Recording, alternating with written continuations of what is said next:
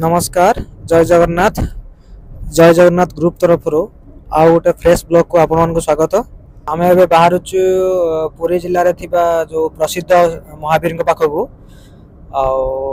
काली सकाळ सेठी पहुँचबू सेठी आमर टिके पूजा पाठ अच्छी।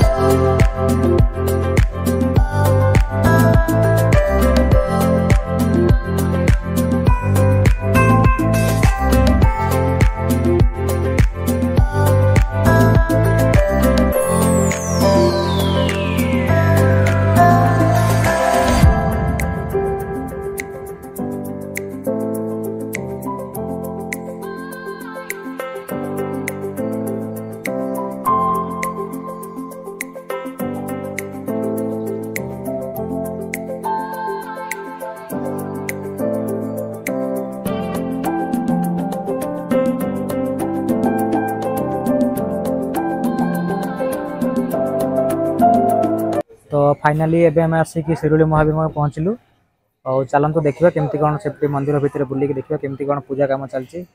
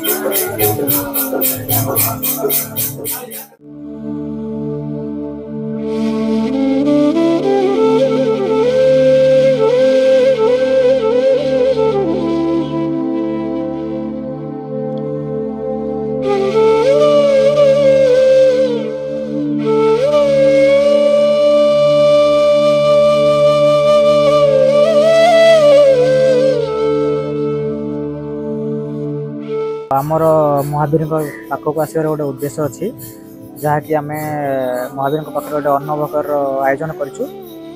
चलन तार प्रस्तुति कार्य देखा केमती कौन हो।